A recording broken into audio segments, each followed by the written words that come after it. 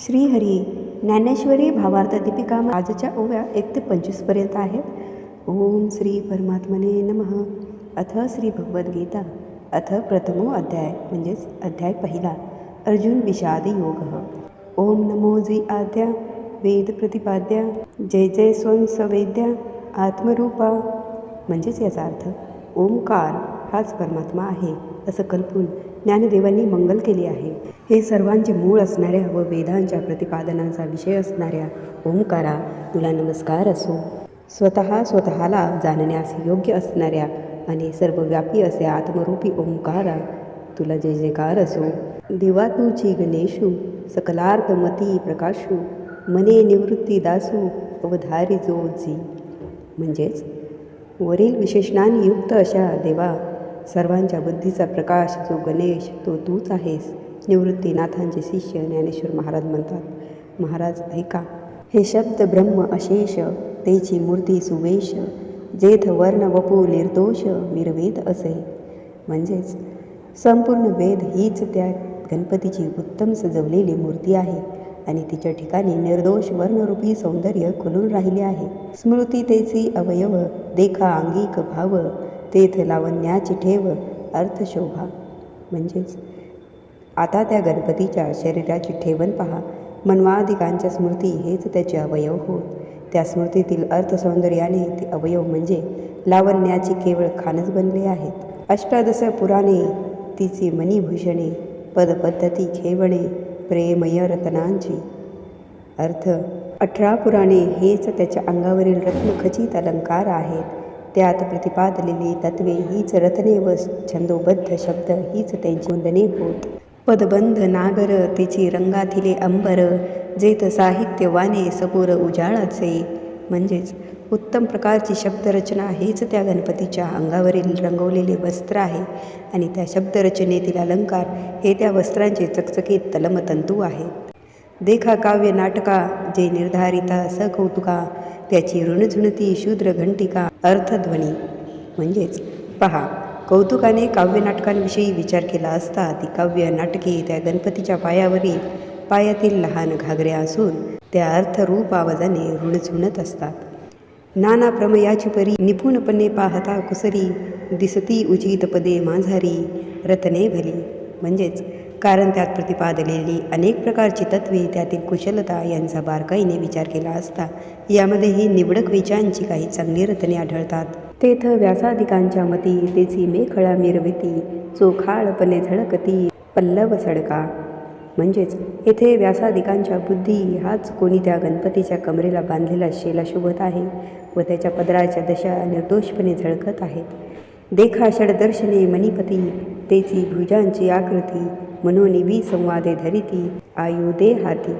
म्हणजेच पहा, 6 शास्त्रे म्हणून जी म्हणतात तेच गणपतीचे 6 हात आहेत आणि म्हणून भिन्न भिन्न मते हीच त्याच्या हातातील शस्त्रे आहेत.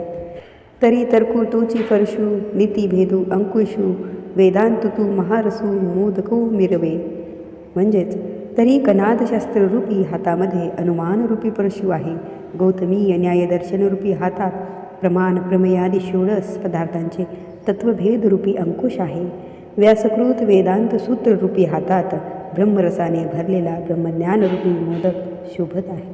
एके हाती दंतू जो स्वभावता खंडितू तो बौद्धमत संकेतू वार्तिकांचा.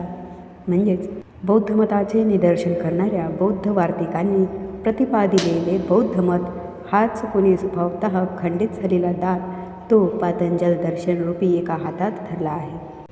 मग सहजे सत्कार वादू तो पद्म करू वरदो धर्मप्रतिष्ठा तो सिद्धू अभय हस्तू.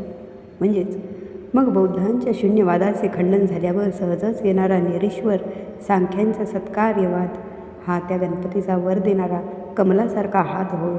देखा विवेकवंतू सुविमळू तोची शुंडा दंडू सरळू जेथ परमानंदू केवळू महासुखाचा. म्हणजेच त्या गणपतीच्या ठिकाणी सोलीव ब्रह्मसुखाचा निरतिशय आनंद हीच सरळ अतिनिर्मळ व बरे वाईटाची निवड करण्यात समर्थ असे लांब सोंड आहे. तरी संवादू तोची दशनू तो समता शुभ्र वर्णू देवो उन्मेष सूक्ष्म क्षणू विघ्नराजू. म्हणजेच प्रश्नोत्तर रूपी चर्चा हाच दात असून त्या चर्चेतील पक्षरहितपणा हा त्या दाताचा पांढरा रंग आहे. ज्ञानरूप बारीक डोळे असलेला विघ्नांचा नियामक असा हा देव आहे. मज अवगमली या दोन्ही मीमांसा श्रवणस्थानी बोध मदामृत मुनी अली सवेती. म्हणजेच ज्ञानदेव म्हणतात, पूर्व मीमांसा व उत्तर मीमांसा ही शास्त्रे हीच त्या गणपतीच्या दोन्ही कानांच्या ठिकाणी मला वाटतात व बोध हेच मदरूपी अमृत असून मुनी हे भ्रमर त्यांचे सेवन करतात. प्रमय प्रवाल सुप्रभ द्वैताद्वैत तेचे निकुंभ सरिसयपणे एकवटत इभ मस्तकावरी. म्हणजेच वर सांगितलेल्या श्रुती स्मृती वगैरे प्रतिपादलेले तत्वे हीच त्या गणपतीच्या अंगावर तेजदार पोळी होत व द्वैत आणि अद्वैत मते हीच त्या गजवदनाच्या मस्तकावरील गंडस्थळे असून ती तुल्य बळाने तिथे एकत्र राहिलेली आहेत. उपरी दशोपनिषदे जिये उदारे ज्ञानम करंदे तिये कुसुमे मुकुटी सुगंधे शोभती भली. ज्ञानरूपी मध देण्यात उदार असलेली ईशावास्यादी देशोपनिषद्रूप सुगंधित फुले गंडस्थळावर असलेल्या मुकुटाच्या ठिकाणी चांगली शोभतात. अकार चरण युगल उकार उदर विशाल मकार महामंडल मस्तकाकारे. म्हणजेच ओमकाराची प्रथम अकार मात्रा हे त्या गणपतीचे 2 पाय असून दुसरी उकार मात्रा हे त्याचे मोठे पोट आहे आणि तिसरी मकार मात्रा हाच त्याच्या मोठ्या व वाटोळ्या मस्तकाचा आकार आहे. हे तिन्ही एकवटले तेथ शब्द ब्रह्म कवळले ते मिया श्री गुरु कृपा नमिले आदी बीज. ह्या तिन्ही मात्रा एकत्र झाल्या म्हणजे संपूर्ण वेद कवटाळला जातो. त्या मूळ बीजरूपी गणेशाला मी गुरुकृपेमुळे नमस्कार करतो.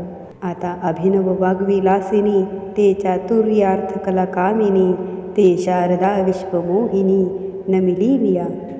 आता जी वाणींची अपूर्व क्रीडा करणारी असून चातुर्य वागार्थ व कला यांची देवता आहे व जिने सर्व जग मोहून टाकले आहे त्या सरस्वतीला मी वंदन करतो.